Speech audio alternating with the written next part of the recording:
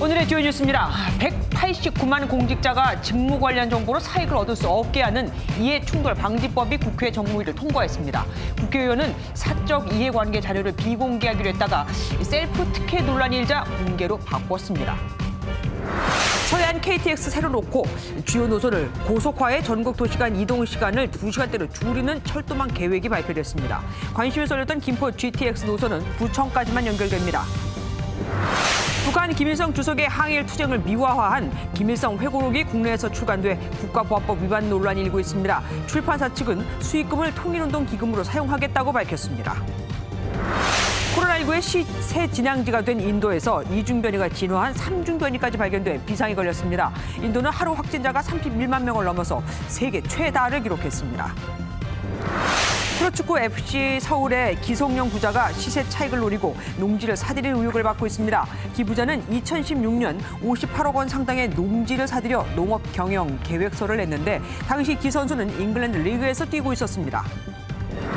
은성수 금융위원장이 가상화폐 투자는 잘못된 길이라며 투자자는 보호의 대상이 될 수 없다고 말했습니다. 9월에는 국내 가상화폐 거래소가 모두 문을 닫을 수도 있다는 강경한 발언도 쏟아냈습니다.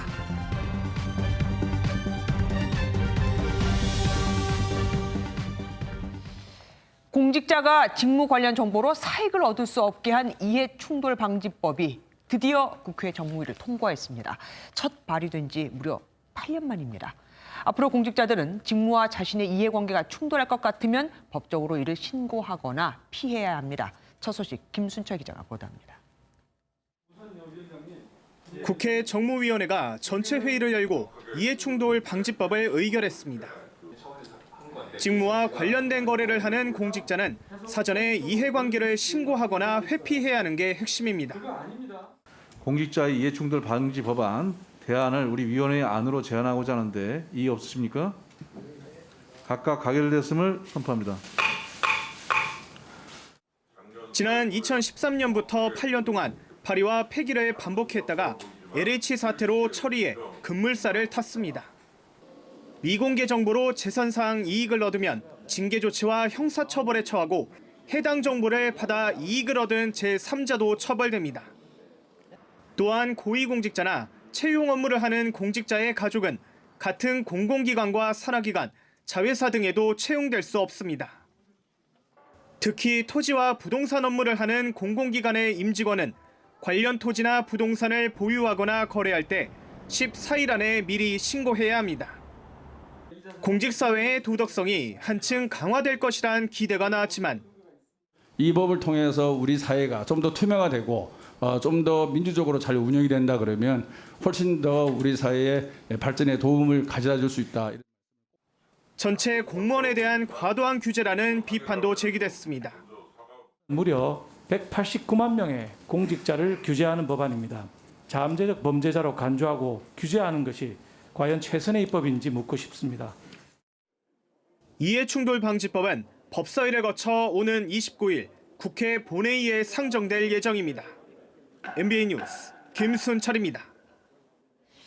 이해충돌방지법은 1차적으로 공직자가 대상이지만 그 가족까지 포함하면 우리나라 인구 9명 중 1명에게 적용이 될 것으로 보입니다.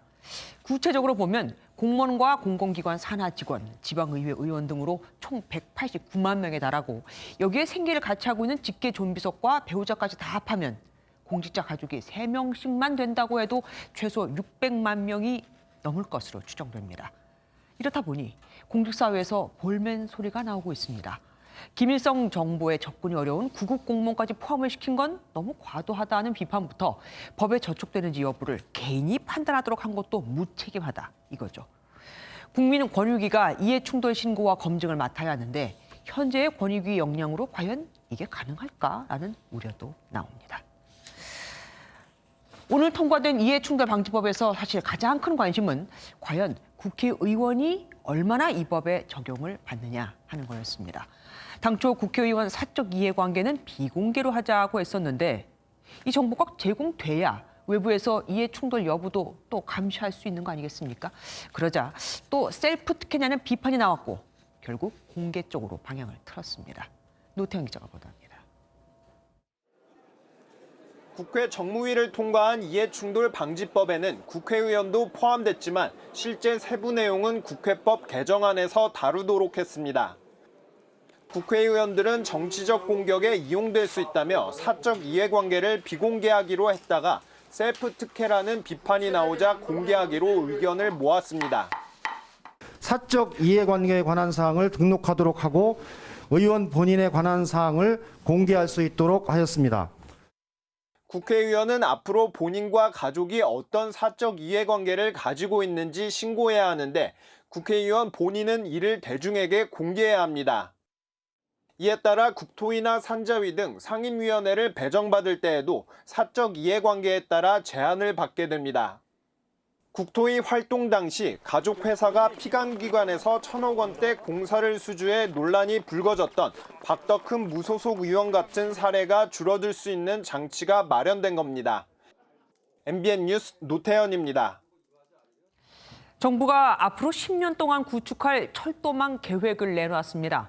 서해안 고속도로가 생겨 충남 홍성에서 서울까지 50분도 안 걸리고 주요 노선을 고속화해 전국 주요 도시 어디든 2시간대에 이동이 가능케 하는 게 목표입니다. 이병주 기자가 알아봤습니다. 정부가 2030년까지 우리나라의 철도 교통 계획을 담은 청사진을 공개했습니다. 충남과 서울을 잇는 서해안 고속철도를 새로 놓기로 했습니다. 서해선과 경부 고속선을 연결해 KTX를 투입하면 서울 홍성 간 이동 시간이 2시간 20분에서 48분으로 크게 줄어듭니다. 또 익산과 여수, 삼척과 강릉 등을 잇던 기존의 일반선로를 고속화해 주요 거점 도시 간 이동 시간을 2시간대로 단축한다는 계획도 내놨습니다. 정부는 비수도권 지역의 광역철도 확대에도 힘을 실었습니다. 비수도권 광역철도 확대입니다. 본 제4차 국가철도망에서 가장 의욕적으로 저희가 제안하는 안이 되겠습니다. 대전과 세종, 청주공항을 잇는 충청권 광역철도와 대구 경북, 부울경 광역철도가 대표적입니다. 지방 인접 주요 도시 간 이동 시간을 크게 줄여 지역 경쟁력을 높인다는 계획입니다. 정부는 의견 수렴 등을 거쳐 앞으로 10년간 90조 원이 투입되는 철도 사업안을 이르면 올 상반기까지 확정한다는 방침입니다. MBN 뉴스 이병주입니다. 수도권에는 김포와 부천을 연결하는 광역 급행철도를 추가로 신설하기로 했습니다. 이른바 GTX D 노선인데 지자체와 주민들이 요구했던 서울 강남과 경기 하남을 관통하는 안은 받아들여지지 않았습니다. 계속해서 박통일 기자가 보도합니다.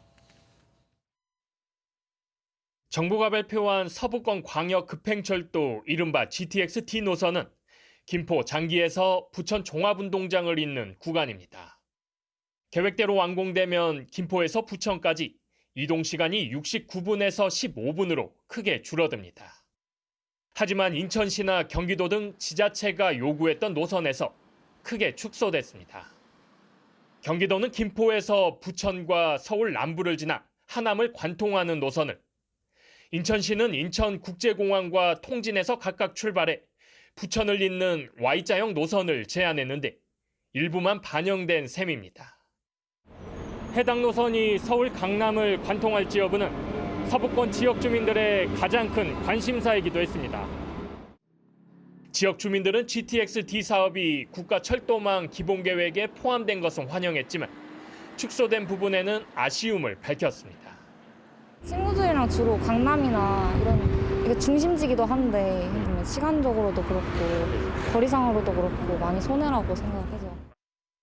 이와 함께 일산선 파주 연장과 부천 대장 홍대선, 신구로선, 위례 과천선 등도 기본 계획에 새로 포함됐습니다. 정부는 인천공항 철도도 급행화해 현재 52분 걸리는 직통 열차를 39분대로 단축할 방침입니다. MBN 뉴스 박통일입니다. 북한 김일성의 항일 투쟁을 선전하고 또 미화하는 내용으로 알려진 김일성 회고록 세기와 더불어가 국내에서 출간됐습니다. 1994년 국내에서 출판하려던 출판사와 인쇄소가 압수수색을 당하고 출판사 대표가 구속당했던 바로 그 책인데 출판사 대표는 역사를 똑바로 알리기 위해서 출간을 했다고 밝혔습니다. 이상주 기자가 보도합니다. 1992년 김일성의 80살 생일을 계기로 조선노동당 출판사에서 대외 선전용으로 발간한 책 세기와 더불어 북한은 이 책을 바탕으로 영화 안중근, 이등 방문을 쏘다를 제작했는데 안희사의 독립운동이 김일성의 영도를 못 받아서 실패했다고 묘사하기도 했습니다. 김일성 미화와 사실관계 오류 등의 꼬리표가 붙은 책을 도서출판 민족사랑방이 최근 출간에 논란이 되고 있습니다. 역사 바로 세우기 한다면서 냉전의 희생물인데 또 신냉전이 오는데 이게 남북 간에 이때 화해를 해야지 우리 민족이 영원히 희망이 없겠다 이렇게 생각을 해서 8권으로 구성된 책은 한국출판협동조합을 통해 판매하고 있는데 온라인으로 쉽게 구할 수 있습니다. 서점에 이렇게 재고를 배치하고 있기가 좀 어려운 도서겠지요. 독자님들이 찾으시면은 다 주문을 해서 구해드릴 수 있도록 시스템은 되어 있어요. 수익금을 통일운동기금에 사용하겠다고 밝혔지만 시민들은 황당하다는 반응입니다. 그 사람이 쓴 회고록을 우리나라에서 그걸 출판하면 안 되는 거지. 그건. 나는 그렇게 생각해요. 다만 간행물윤리위원회에서 유해 간행물로 결정되면 책은 수거, 폐기될 수 있습니다. MBN 뉴스 이상주입니다. 그럼 이 책은 처음에 어떻게 반입이 됐을까요? 출판사 대표가 10년 전 이 책을 들여올 때는 통일부에 연구 목적용 제공이라고 신고를 했었습니다. 그런데 갑자기 통일부와 사전 협의나 승인 절차 없이 출간을 해버린 거죠. 이어서 조경진 기자가 보도합니다. 김일성 회고록 세계와 더불어는 기록 영화로도 만들어졌습니다. 세계 전쟁사에서 그 유래를 찾아볼 수 없는 대부대 선해 작전. 위대한 소령님께서는 백두산을 중심으로 광활한 대지에 천만 산악을 누비시며 전투마다 대승리를 이룩하시었습니다. 회고록에는 조국 광복회를 조선과 만주에 창설한 인물이 김일성으로 기술돼 있습니다. 또 존재하지도 않았던 조선인민혁명군을 김일성이 지휘해 북조선을 해방시켰다는 등 실제 역사와는 동떨어진 내용들도 담겼습니다. 반면 우리 대법원은 지난 2011년 이 회고록이 자유민주주의 기본 질서를 위협하는 공격적 내용이 담겼다며 이적 표현물로 판단했습니다. 2016년에는 이 회고록에 관한 감상문 제출 숙제를 내줬던 대학 교수가 국가보안법 위반 혐의로 처벌받기도 했습니다.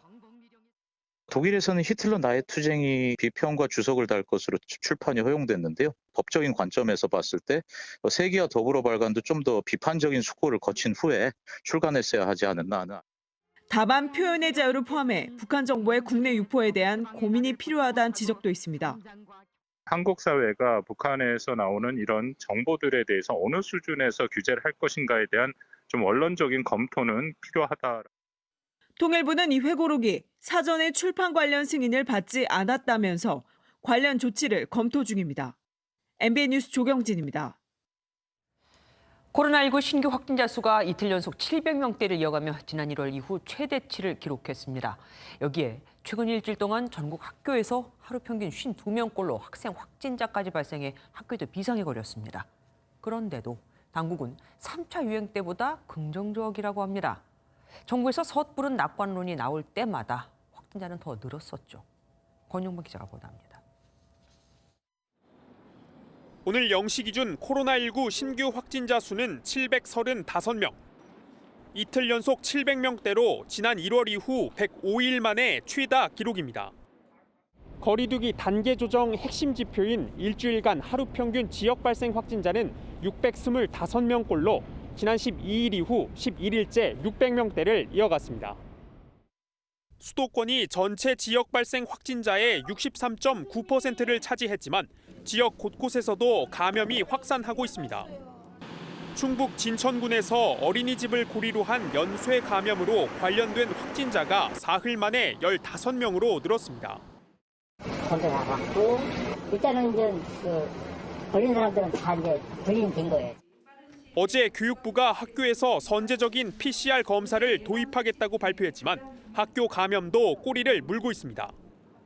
최근 일주일간 전국 유초중고교 학생 369명이 확진되면서 하루 평균 52.7명꼴로 감염되고 있습니다.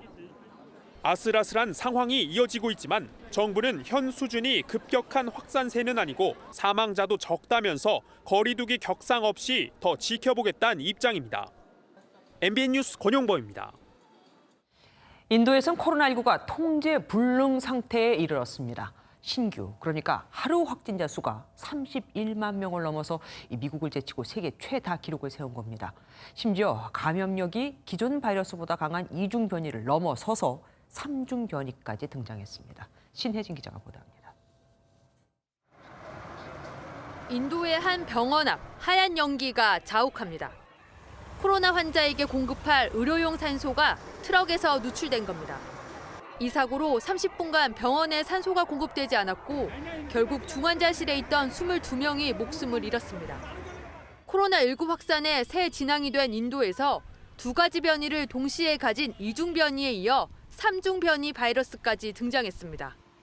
보건 전문가들은 3중 변이가 2중 변이에서 진화했다면 전파력은 더욱 강할 것으로 보고 있습니다. So there is no doubt in my mind that it's more transmissible, whatever the strain is. Is it making people more sick?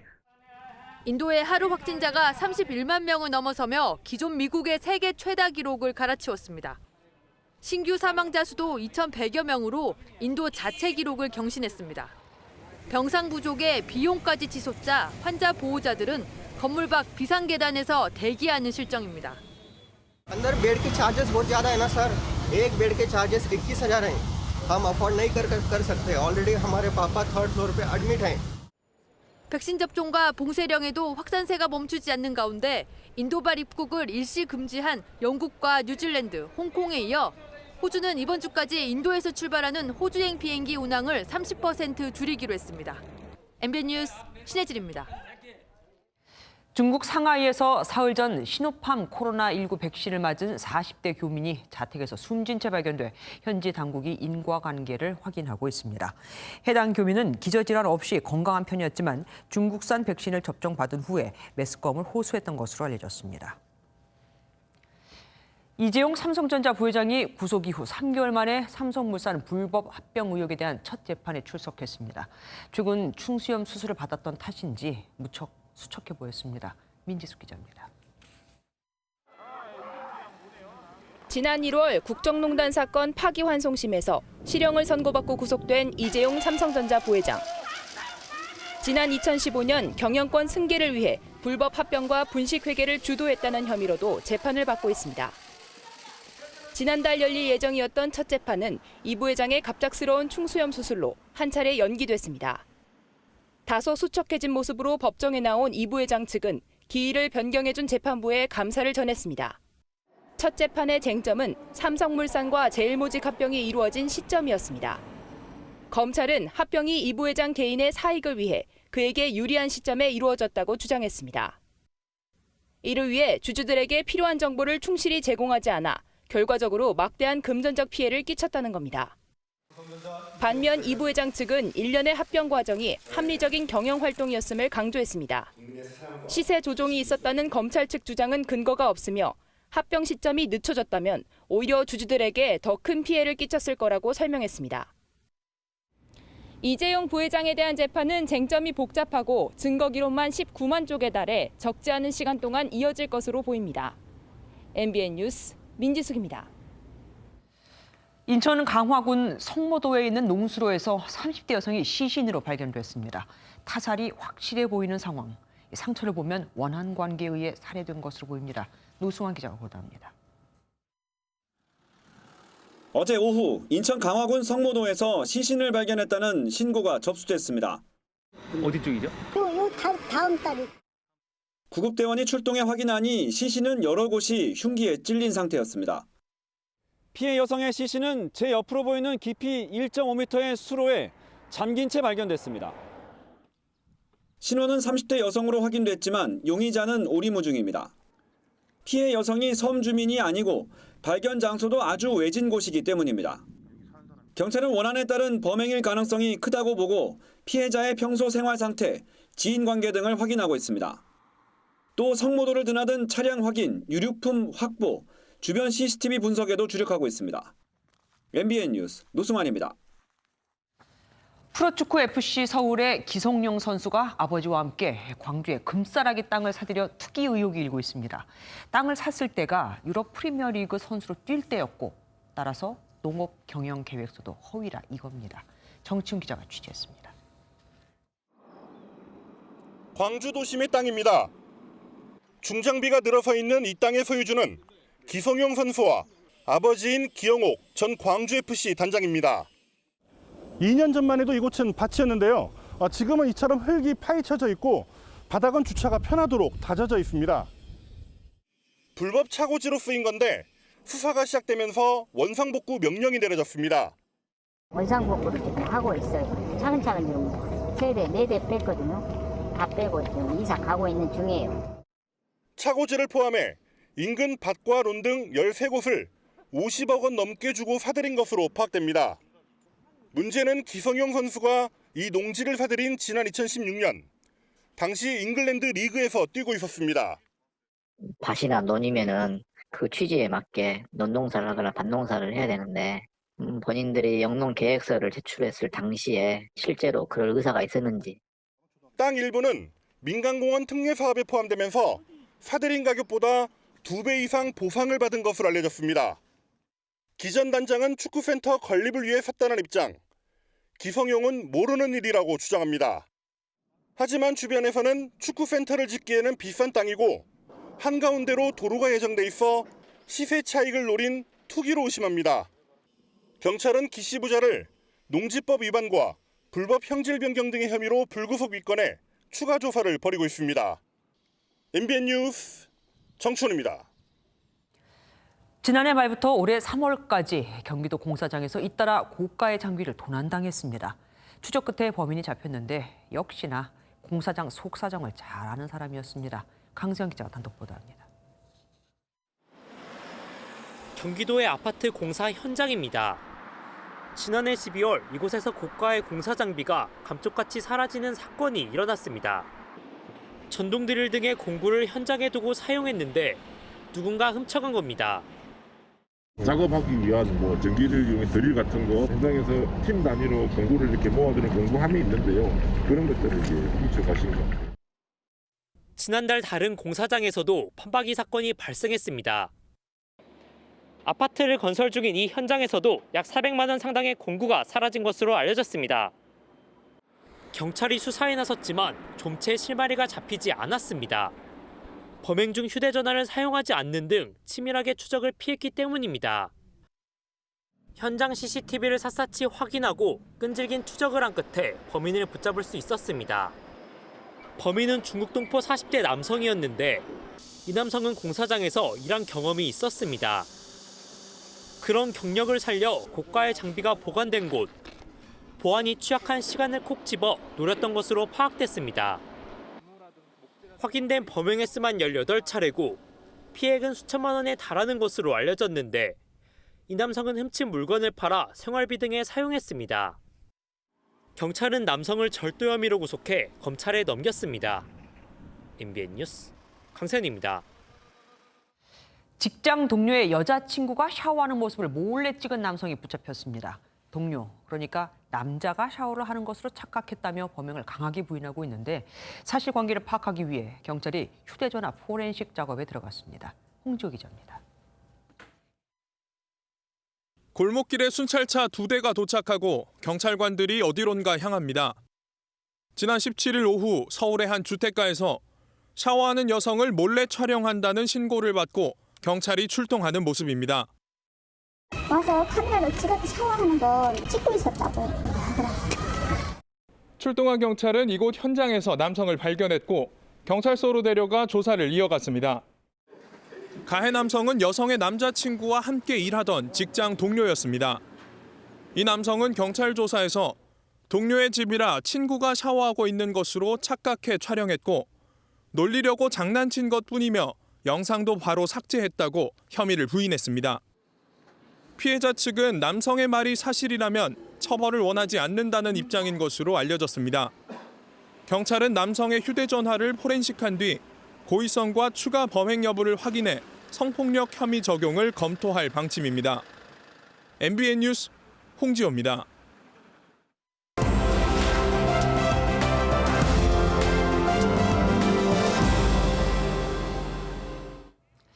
키워드로 살펴보는 오늘의 화제, 빅뉴스 시간입니다. 이혁근 기자와 함께하겠습니다. 어서 오십시오. 오늘 첫 번째 키워드 뭐 준비하셨습니까? 네, 첫 키워드는 벨기에 대사 사과입니다. 2주 전에 그 옷가게에서 약간 폭행을 했던 그 부인 말인데, 그러면은 대사가 뭐 사과를 했다니까 남편이 사과를 했다는 얘기입니까? 네, 맞습니다. 피터 레스쿠이의 벨기에 대사가 대사관 SNS를 통해서 입장을 밝혔는데요. 주한 벨기에 대사는 그의 부인과 관련된 사건에 깊은 유감을 표하며 부인을 대신해 피해자에게 사과드린다는 내용입니다. 레스쿠이의 대사는 어떠한 상황에서도 그녀가 한 행동은 용납될 수 없다고 덧붙였습니다. 예, 근데 해석된 걸로 보니까 반말로 써놨더라고요. 그것도 좀 의아하긴 했습니다. 경찰 수사가 진행 중인데 이 부분에 대해서도 언급을 한 게 있습니까? 네, 벨기에 대사는 수사가 진행 중이기 때문에 사건에 대해 코멘트하지 않겠다고 밝혔습니다. 다만 그의 부인이 뇌졸중으로 입원 치료 중이라 현재 경찰 조사에 임할 수 없는 상태라고 전했습니다. 가능한 한 빨리 조사를 받겠다고는 했지만 건강 상태에 따라 그 시점에 결정될 수 있다는 의견을 낸 것으로 풀이가 됩니다. 수사기관이 불렀을 때 어딘가 아프다는 건 뭐 세계 어디나 마찬가지로 나오는 답인 것 같습니다. 다음 키워드 뭡니까? 네, 두 번째 키워드는 양산사저 반대입니다. 문재인 대통령이 퇴임 후에 뭐 머물 곳 아닙니까? 여기 왜 사저를 반대한다는 거죠? 네, 맞습니다. 지금 한창 공사가 진행되고 있는데요. 주민의 반발에 부딪혀서 그렇게 됐습니다. 양산시 주민단체들은 국민 없는 대통령 없고 주민 동의 없는 사저 없다. 사저 건립 원천 무효 등 현수막을 내걸었습니다. 경호 등의 문제로 주민 불편이 심해질 텐데 청와대가 이에 대해서는 양해를 구하지 않았다는 이유입니다. 예, 현수막을 놓고도 갈등이 있었다고 하던데요. 네, 처음에는 이 양산사저 건립을 반대하는 현수막이 30개 넘게 걸렸던 것으로 전해졌습니다. 지금은 그런데 10개도 채 남지 않은 상태입니다. 현수막을 내건 단체들은 누군가 현수막을 밤에 철거한 것으로 보고 경찰의 수사 의뢰도 검토하고 있습니다. 예, 대통령 사저 건립 과정부터 벌써 논란입니다. 마지막 키워드 뭐 준비하셨습니까? 네, 마지막 키워드 50만 원 안 받아요입니다. 누구 얘기입니까? 네, 노점상들 이야기인데요. 노점상들이 재난지원금 50만 원을 안 받겠다고 하고 있습니다. 4차 재난지원금 중에 노점 지원금은 200억 원 정도가 배정돼 있습니다. 이 중에서 노점 4만 곳이 받을 수 있는 규모로 해석할 수 있는데요. 열흘간 신청한 곳이 38곳밖에 되지 않습니다. 50곳도 안 됐네요. 네, 그렇죠. 서울 노점상은 단 한 곳도 신청하지 않은 곳입니다. 4만 곳 중에 38곳이면 아주 거의 없다고 봐도 무방한 수치입니다. 그렇죠. 반응이 너무 안 좋은 건데 왜 그런 겁니까? 사업자 등록을 해야 되기 때문입니다. 조금 더 깊게 보면요. 정부는 노점상 관리를 위해서 사업자 등록이 필요하다는 입장이지만 노점상은 사업자 등록을 하면 규제를 받을 수 있다는 이유로 등록을 꺼리고 있습니다. 애초부터 노점상 지원을 할 때에 과연 노점상들이 사업자 등록까지 하면서 세금 과태료 부과 등도 될 수 있는데 실제로 나서겠느냐 이런 우려사항을 지적을 많이 했습니다. 그러니까 득보다 나중에 실이 더 많을 거기 때문에 신청을 하지 않는 거다 이거네요. 지금 예산이 백신과 관련해서 부족한 게 많은데 코로나 관련해서 노점상 대재난지원금은 아마 논다는 게 참 앞뒤가 안 맞습니다. 아쉽네요. 고맙습니다. 지난주 농협 매장에서 근무하는 파견직 근로자들의 쪼개기 계약 문제점을 보도해드렸는데 이 파견직 근로자들을 문자 한 통으로 해고해버리는 사례까지 나왔습니다. 이지호 기자가 추가 취재했습니다. 농협 하나로마트 매장에서 1년 8개월 동안 일해온 A씨는 하루아침에 일자리를 잃었습니다. 파견업체 소속으로 명절 때면 연휴까지 반납하며 쉼없이 일해왔지만 돌아온 건 해고 통보 문자 한 통이었습니다. 물건 이렇게 뺐으니 진열할 게 별로 없다고 출근하지 말라고 근무 시간을 어긴 적도 없고 문자로 해고를 한다는 거는 억울합니다. 업체 측이 해고 사유로 삼은 것은 자사 제품의 매출 하락이었습니다. 농협 매장 내 진열한 제품이 팔리지 않아 철수하게 돼 더는 일할 필요가 없다는 겁니다. 2, 3개월 전서부터 그 얘기를 했어요. 여기 물건 빼라 그러니까 그때는 그렇게 한다 했고 그 물건 다 빼면 한 80%, 90%가 매출이 안 나오는데 그거 하겠어요? 못 하지? 근로계약서도 쓰지 않았다며 문제가 된 부분은 보상을 해줬다고 해명합니다. 처음에 제가 실수한 건데 그때가 이제 명절 가까워져가지고 그걸 깜빡 잊어버린 거죠. 근로계약서를 쓴다는 것을 서면으로 통보를 안 했으니까 한 달치 월급 주겠다고 줬고. 고용노동부 관계자는 근로계약서도 작성하지 않고 문자 하나로 해고한 것은 문제 소지가 있다며 관할 노동청에 진정이 접수되면 원칙대로 처리하겠다고 밝혔습니다. 속속 드러나는 파견업체 소속 근로자에 대한 부당 대우. 개선을 위한 관계당국의 행보가 시급해 보입니다. MBN 뉴스 이조입니다.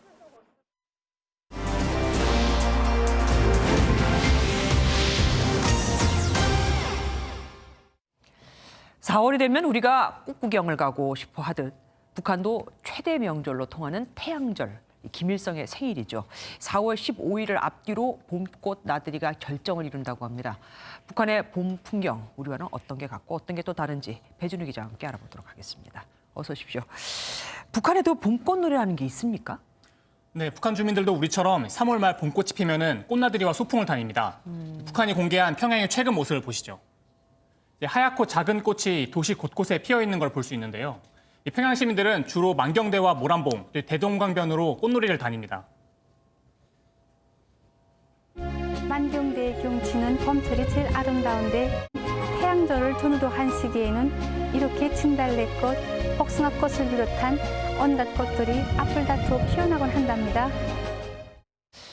우리는 보통 이렇게 봄꽃 생각하면은 벚꽃놀이들 많이 생각하잖아요. 북한은 어떻습니까? 화면에서 보이는 하얀색과 분홍색의 작은 꽃들은 얼핏 보면 벚꽃처럼 보이지만 사실은 살구꽃들입니다. 우리가 벚꽃을 보러 다니는 것과 달리 북한에서는 벚꽃이 사쿠라꽃, 그러니까 일본의 잔재가 깃든 외색 문화라고 해서 대부분 뽑아버리고 없다는 게 북한 전문가들의 얘기입니다. 그래서 북한의 대표적인 봄꽃으로는 살구꽃과 진달래, 개나리가 꼽히는데요. 6.25 전쟁 이후에 평양을 재건하면서 김일성 주석이 살구나무가 봄에는 보기에도 좋고 또 여름에는 열매가 열려서 아이들을 먹인다며 심으라고 지시했기 때문에 지금도 가로수로 살구나무가 많습니다. 무궁화도 북한에서는 보기 힘들다는데 맞습니까? 네, 그렇습니다. 북한에서는 우리나라를 상징하는 태극기와 애국가 또 마찬가지로 국화인 무궁화를 비난해서 찾아보기 어렵습니다. 대신에 북한은 90년대 김일성이 좋아한다는 이유로 이 목란, 우리말로 한박꽃나무를 국화로 정했습니다. 또 북한에서는 인도네시아에서 선물 받은 난과 식물인 김일성화로 했고 또 일본에서 개량해서 받은 꽃을 김정일화로 이름 짓고 주로 참배에 사용합니다. 김정일화, 김일성화 이 꽃 이름이 있는 거군요. 네, 맞습니다. 근데 북한은 지금 사실 경제 제재로 굉장히 힘든 시기 아니겠습니까? 네. 북한 주민들이 이렇게 꽃놀이를 간다는 게 있을 수 있을까 싶은 생각도 듭니다. 네, 그렇습니다. 이 4월에 평양에서는 봄꽃이 활짝 피는 반면에 이 평양을 조금만 벗어나도 사정은 좋지 않습니다. 최근 공개된 북한의 농촌 모습을 보시면은 주민들이 씨 뿌리기가 한창인데요. 지력이 낮아졌기 때문에 초식이 작황이 약하다니까 태풍 피해를 좀 보면서 더 높이 수확고를 낼 수 있는 걸 더 못 내었습니다. 이렇게 북한의 4월은 농사가 시작돼 한창 바쁜 시기인데다 이 보릿고개로 식량까지 크게 부족한 상태입니다. 특히 올해는 코로나19 여파로 식량난이 가중돼서 이미 3월부터 식량이 모두 떨어진 전량 세대가 속출하고 있다는 소식이 전해지고 있습니다. 올해는 3월부터 전량 세대가 늘어가지고 제대로 먹지 못해서 일하러 나오지 못하는 이런 현상들이 작년 3월에 비해서 상당히 이제 많이 늘어났다고. 그러니까 대부분은 평양의 일부 시민들만 꽃놀이를 가고 대부분은 보릿고개를 넘기 위해서 4월에 안간힘을 써야 한다 이거네요. 그렇습니다. 식량뿐 아니라 농사에서는 비료나 농약 같은 것도 많이 부족하다고 하던데요. 예, 그렇습니다. 북한은 국경 폐쇄로 봄 농사에 필요한 비료와 또 모내기용 비닐 등 농경 물자도 절대적으로 부족한 상황입니다. 이 때문에 방역 위험을 감수하고서라도 이 중국으로부터 물자를 들여오는 움직임이 포착되고 있습니다. 이미 신의주, 그다음에 북러 접경 지역, 그다음에 일부 항만에서 물자 교역 재개를 위한 움직임은 뚜렷하게 나타나고 있고요. 3월 달에 남포와 중국 간에 이미 선박을 이용한 교역이 이루어진 것으로 확인. 개별 트럭을 통한 운송은 방역 부담이 크다 보니까 선박이나 열차를 통한 교역을 부분적으로 추진하는 것으로 보입니다. 예, 북한에도 그러니까 봄꽃은 피웠지만 그렇지만 대부분의 일반 주민들에게는 말 그대로 잔인한 4월이다 이거군요. 말씀 잘 들었습니다. 배준우 기자와 함께했습니다. 집합 금지 명령을 어기고 영업을 하던 서울 강남 유흥업소가 또 적발됐습니다. 간판도 없이 영업을 한 탓에 경찰이 잠복해 있다가 안으로 진입했는데 손님 등 80명 이상이 무더기로 입금됐습니다. 김태린 기자입니다. 어두컴컴한 복도 안에 수십 명의 사람들이 모여 있습니다. 경찰이 한 사람씩 인적 사항을 확인합니다. 누구랑 오셨죠? 전화번호 알려주세요. 어젯밤 집합금지 명령을 어기고 영업을 하던 서울 강남의 한 유흥업소가 경찰에 적발됐습니다. 첫 신고를 받고 출동했던 경찰은 특이점을 발견하지 못했지만 행인으로 위장해 주변에서 잠복했습니다. CCTV를 통해 도주하는 사람들을 발견한 경찰은 건물을 둘러싸고 각 층을 수색했습니다. 도망친 업주와 종업원, 손님들은 옥상과 계단 사이 화장실 등에서 발견됐습니다. 나오세요. 각 방에는 막 마시기 시작한 듯한 술병과 안주들이 고스란히 남아 있었습니다. 문을 잠그고 경찰을 막던 업주는 현행범으로 체포됐습니다. 경찰은 감염병 예방법 위반 혐의로 손님과 종업원 80여 명을 입건하고 업주에게 식품위생법 위반 혐의로 추가 혐의를 적용해 조사하고 있습니다. MBN 뉴스 김태림입니다. 아스트라제네카 백신을 맞고 사지마비 증세를 보인 40대 여성 간호조무사에 이어 백신 부작용을 호소하는 사례가 또 잇따르고 있습니다. 그런데 피해 보상을 위해 책정된 예산은 4억 5천만 원이 전부입니다. 정부는 백신 부작용으로 숨진 시 4억 4천만 원을 일시 지급하겠다고 했었죠. 그럼 한 명 지급하고 나면 돈이 달랑 1,000만 원 남는 겁니다. 대통령은 정부가 책임질 테니 백신을 맞으라고 했었는데 앞뒤가 안 맞죠. 정태진 기자가 취재했습니다. 40대 간호조무사의 사지마비 청원에 이어 울산에선 70살 남성이 접종 후 하루 만에 사망했다는 글이 올라왔고 하동군에선 20대 남성 공무원이 뇌출혈 증상을 보였습니다. 어제 누워 있다가 자기가 의지로 일어나서 앉았고 그러더니 모친도 힘들어하니까. 곳곳에서 백신 부작용 의심 사례가 속출하는 가운데 백신 접종 이후 이상 반응으로 신고된 사례는 누적 10,000건을 넘어섰습니다. 청원이 잇따르고 이상 반응 건수도 계속 늘면서 접종 기피 움직임도 나타나고 있습니다. 간호조무사 선생님 이야기 듣고 불안은 하는데 맞지 않겠다 말도 못하고 맞겠다 말도 못하고 계속 갈등하고 있는 상황인 것 같아요. 정부는 오는 27일 피해보상위원회 첫 회의를 열고 지자체별로 중증 이상 반응 점검도 강화하는 등 접종 기피 차단에 안간힘입니다. 중증 이상 반응 신고 사례의 경우에는 어려움을 경감하고자 지자체의 전담자 지정을 통해서 개인별 맞춤형 지원 체계를.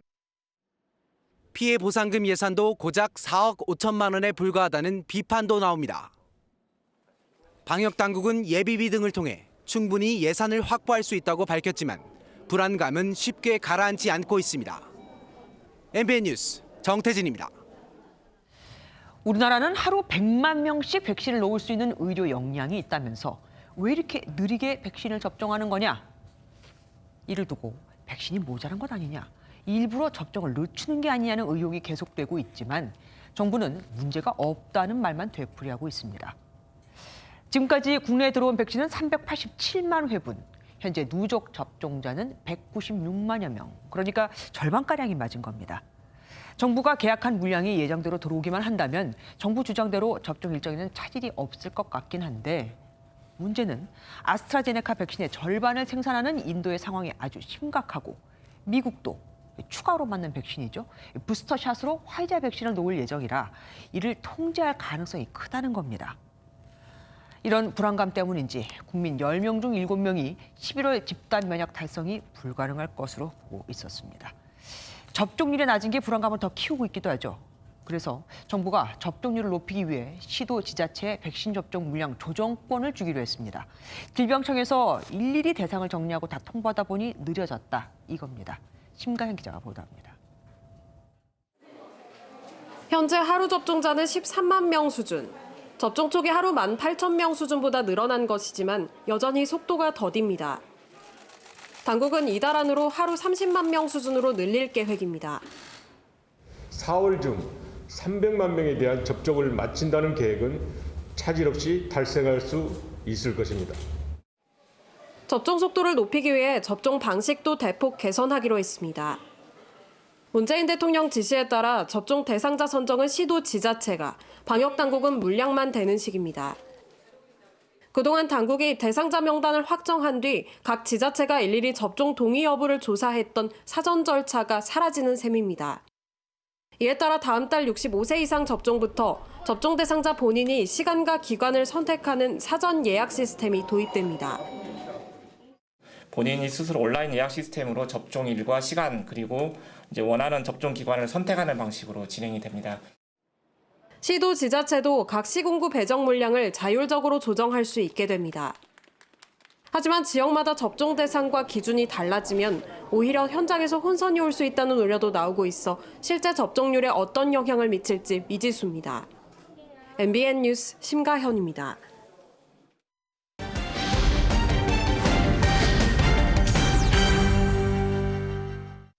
오래되거나 노선이 변경돼 더는 쓰지 않는 폐철도가 여의도 면적의 3배 이상이라는 걸 아십니까? 일부는 레일바이크 등 관광시설로 활용이 되고 있지만 대부분은 흉물로 방치돼 있습니다. 맹지라서 활용이 참 어렵거든요. 윤기란 기자가 둘러봤습니다. 기차가 안 다닌 지 14년이 넘은 경기의 한 폐철도 구간입니다. 오래된 터널 주변에는 페트병부터 가구까지 각종 쓰레기가 가득합니다. 폐쇄된 노선 바로 옆엔 아파트 단지와 학교 등이 밀집해 있는데요. 미관을 해칠 뿐만 아니라 우범 지역으로 전락할 우려도 많습니다. 오래돼가지고 영 싶으죠. 이 구란에 그전에 뭐 고구마를 저장해서 갖다 팔고 이래나 보더라고요. 짐승도 잃어보고 그래요. 이곳은 기차 운행이 끊긴 지 1년이 된 울산의 한 마을입니다. 옹기로 유명한 관광지 한복판에 있는 폐철도가 철로만 철거된 채 방치돼 있습니다. 막 낙서도 많이 돼 있고 그리고 막 막혀 있고 이러니까 딱히 그러니까 이게 굳이 왜 있지? 노후화로 철거되거나 노선 변경으로 방치된 폐철도 구간은 전국에 920만 제곱미터, 서울 여의도 면적의 3배가 넘습니다. 폐철도 구간 일부는 레일바이크 등 관광시설로 사용되고 있습니다. 이곳 춘천의 김유정역도 폐 역사를 그대로 보존해 멋진 역사 공원으로 만들었는데요. 폐철도 구간은 이 밖에도 체육시설이나 주차장, 태양광 사업지 등으로 활용되기도 합니다. 강아지들 노는 것도 보이고 그리고 기차역도 예전에 보존을 잘 해놔서 이렇게 보기가 참 좋은 것 같습니다. 하지만 폐철도 활용은 일부에 불과하고 대부분 흉물로 방치되고 있습니다. 폐철도에 대한 관리 주체가 제각각이기 때문인데 개발을 하고 싶어도 쉽지가 않습니다. 국가철도공단에서 폐성 구간을 임대해 활용하는 방안도 내놨지만 진입로조차 없는 사실상 맹지인 곳이 많습니다. 버섯 대회를 하든 어떤 관광 사업을 하든 임대를 해주겠다는 공모도 하고 이런데 저희는 양쪽이 꽉 막혔고 어떤 활용할 수 있는 시설이 전혀 안 되기 때문에 올해 동해 남부선 등 일부 철도 구간이 폐선될 예정이어서 방치 부지는 더 늘어날 전망. 흉물이 된 폐철도 주변을 잘 활용할 수 있는 대책 마련이 필요한 시점입니다. MBN 뉴스 윤기란입니다. 김학의 불법 출금 사건 외압 의혹을 받아온 이성윤 서울중앙지검장이 전문수사자문단과 수사심의위원회에 소집을 요청했습니다. 검찰 외부의 판단을 받아보겠다 이건데 이 지검장은 전에 채널A 사건과 이재용 삼성전자 부회장 사건, 한동훈 검사장 사건에 대해 수사심의위원회가 내린 결정을 모두 다 무시했었죠. 그런데 이쪽의 의견을 듣고 싶다 이겁니다. 공교롭게도 검찰총장 후보 추천위원회를 다음 주 29일에 열겠다는 발표도 오늘 나왔습니다. 임성재 기자입니다. 지난 2019년 김학의 불법 출국 금지 사건 수사팀에 외압을 행사한 의혹으로 검찰 수사를 받아온 이성윤 서울중앙지검장. 관련 혐의로 기소가 임박한 것으로 전해진 가운데 전문수사자문단과 수사심의위원회를 동시에 소집 요청했습니다. 자문단과 수심위는 차이는 있지만 모두 수사팀의 공정성 등을 문제 삼아 검찰 외부 인사들의 판단을 받아보는 제도입니다. 이 지검장 측은 부당한 외압을 가한 사실이 없다고 거듭 밝히며 수사팀이 오로지 이 지검장만을 표적 삼아 수사를 진행한 것 아닌지 염려된다고 비판했습니다. 오인서 수원고검장은 조남관 검찰총장 직무대행에게 자문단 대신 수심위를 개최해야 돼 직권으로 신속히 소집할 수 있게 해달라고 요청했습니다. 법조계 안팎에선 이 지검장의 소집 요청은 검찰총장 후보 추천을 앞두고 기소를 미루려는 의도라는 분석도 나옵니다. 법무부는 한 달 가까이 열지 않았던 검찰총장 후보추천위원회를 오는 29일 개최하기로 했습니다. 다음 주에 최종 후보 3명 이상이 추천되면 박범계 법무부 장관이 한 명을 대통령에게 검찰총장 후보로 제청하게 됩니다. 유력한 차기 후보로 거론되는 이지검장이 추천일을 앞두고 자문단, 수심위까지 신청하면서 기소 여부를 둘러싼 총성 없는 전쟁이 가열될 전망입니다. MBN 뉴스 임성재입니다.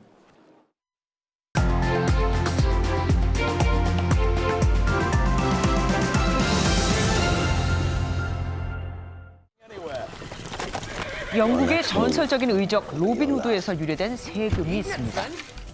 로빈후드세라는 건데요. 탐욕스러운 부자들에게서 재산을 빼앗아 가난한 이들을 돕는 로빈후드와 유사해서 붙여진 이름입니다.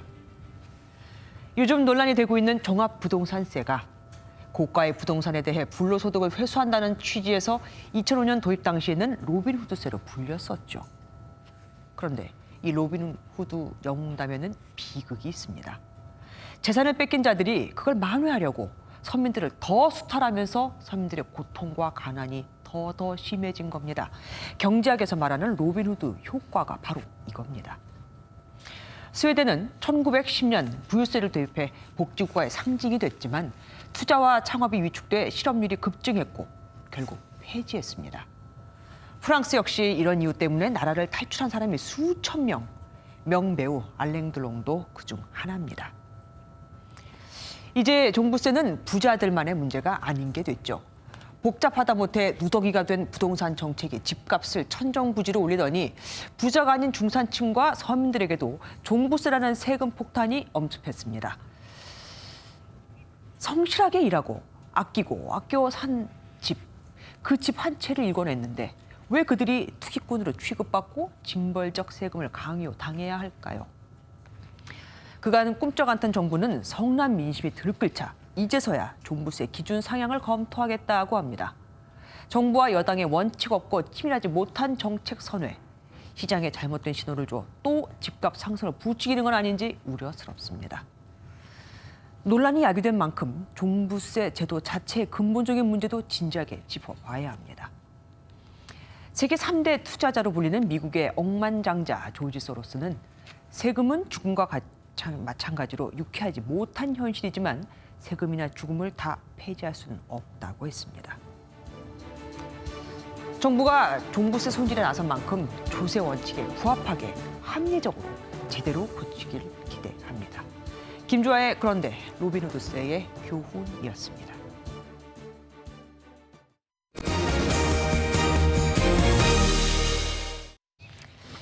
정부의 규제 얘기에 잠깐 멈칫했던 가상화폐 시장. 하지만 그뿐이었죠.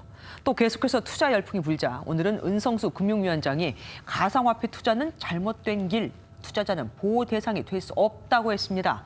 9월엔 국내 가상화폐 거래소가 모두 문을 닫을 수도 있다는 말까지 나왔죠. 김문영 기자가 보도합니다. 국내 가상화폐 투자 대기 자금인 예탁금.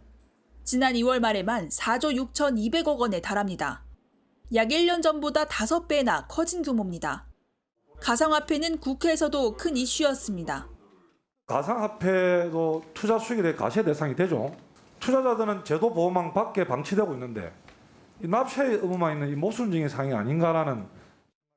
은성수 금융위원장은 가상화폐의 과세해도 투자자는 보호 대상이 될 수 없다고 밝혔습니다.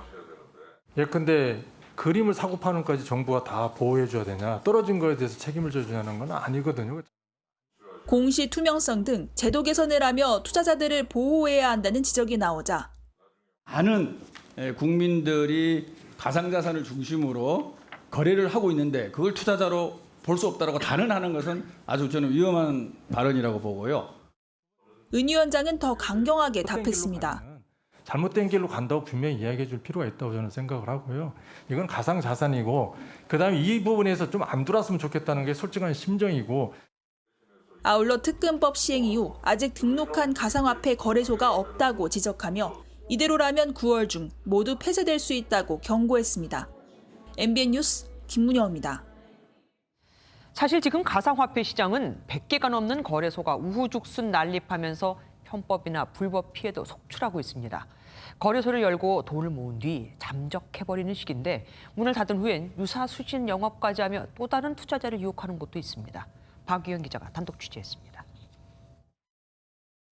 지난달 특군법이 시행되자 문을 닫은 한 가상화폐 거래소 홈페이지입니다. 가상자산 시장의 제도화를 선도하기 위한 서비스 재정비의 시간이라고 설명돼 있습니다. 이 회사 관계자로부터 올해 초 특정 코인을 사두라는 권유를 받고 투자했다는 A씨. 회사가 얘기를 해서 이게 곧 상장을 한다, 사둬라. 그래서 산 거예요. 그 회사가 지금 홈페이지가 닫혀 있더라고요.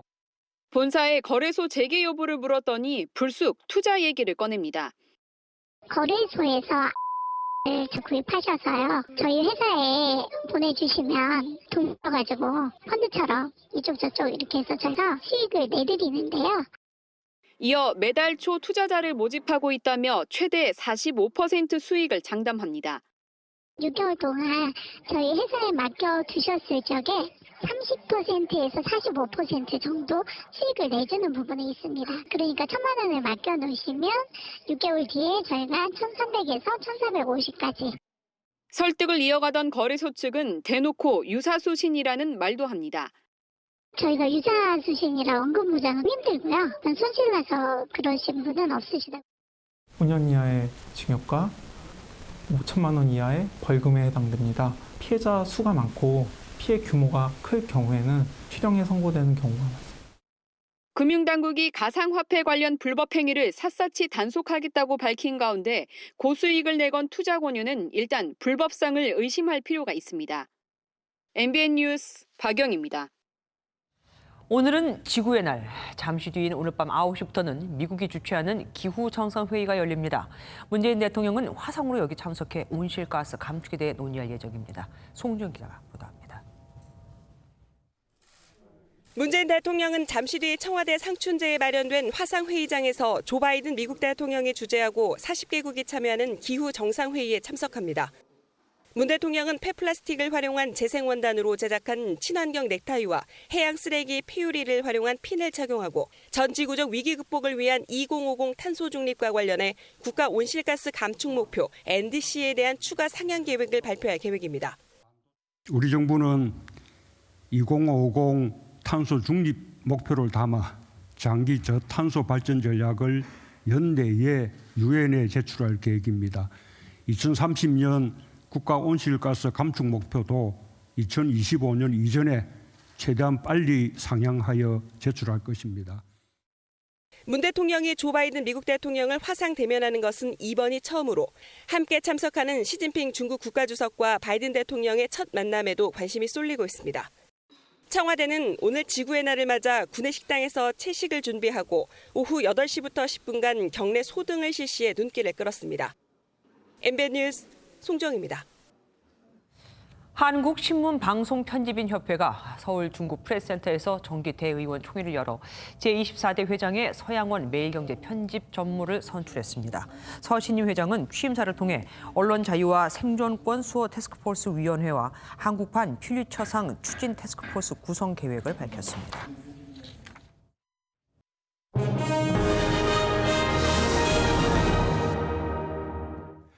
도쿄올림픽을 앞두고 유쾌하게 도전장을 내민 국가대표 선수들을 차례로 만나보는 순서입니다.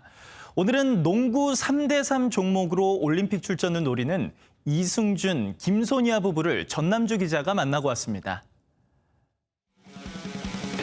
프로농구 동부 등에서 활약하며 국가대표 시절 아시안게임 은메달을 목에 걸었던 이승준. 지난 시즌 기량 발전상을 타고 FA 대박을 터뜨린 우리은행의 김소니아.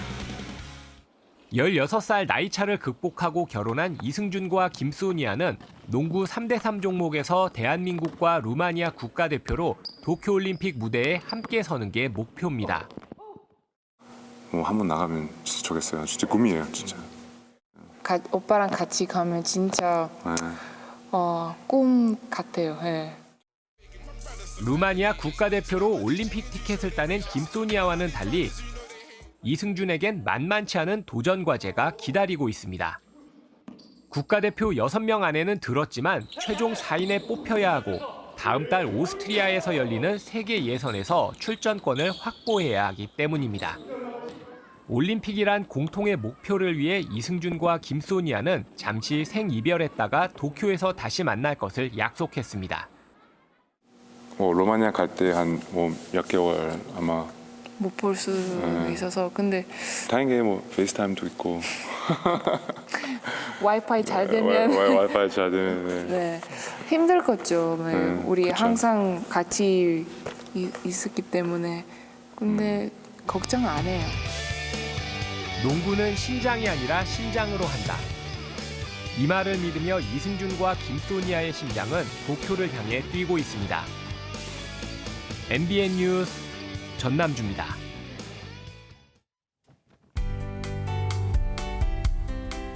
오늘 긴팔 차림이 무색할 정도로 기온이 크게 올라 초여름 날씨를 보였습니다. 서울은 오늘 27.5도까지 올랐는데요. 내일은 구름이 많아지고 비도 조금 내리면서 고온 현상이 한풀 꺾이겠습니다. 내일 서울의 낮 최고 기온은 23도, 경주는 17도까지 떨어지면서 오늘보다 10도 이상 기온이 내려가겠는데요. 대기질은 전국에서 보통 수준을 유지하겠습니다. 내일 새벽부터 아침 사이 서쪽 지역을 따라서는 약한 비가 조금 내리겠습니다. 비의 양은 수도권과 충청의 1mm 안팎, 호남과 제주의 5mm 미만으로 양은 매우 적겠는데요. 따라서 전국 곳곳에 내려진 건조주의보는 내일도 계속해서 이어질 것으로 예상됩니다. 내일 중부지방 흐리겠습니다. 내일 서울의 아침 기온 16도, 춘천은 13도 선이 예상됩니다. 남부지방 내일 한낮 기온은 5도에서 10도가량, 오늘보다 기온 낮아지겠습니다. 강원 영동에는 내일 바다 안개가 유입되면서 가시거리가 1km 미만에 머무는 곳이 있겠는데요. 내일 동해안의 한낮 기온은 15도 안팎을 가리킬 것으로 예상됩니다. 이번 주말에도 맑고 건조한 날씨가 이어지겠습니다. 날씨였습니다.